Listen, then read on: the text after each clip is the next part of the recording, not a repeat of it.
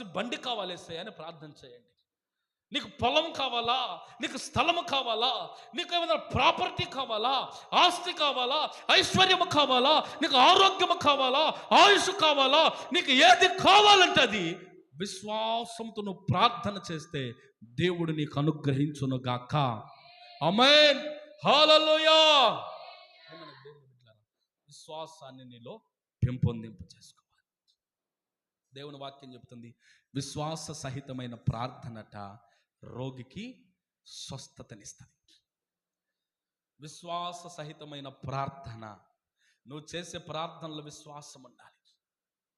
పెట్టుకో, చెవు కాడ పెట్టుకో, ఫోన్ పెట్టుకో, తల మీద పెట్టుకో, గుండెల మీద పెట్టుకో.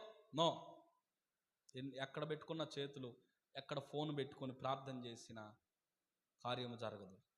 విశ్వాసం ఉండాలి ఆ ప్రార్థనలో.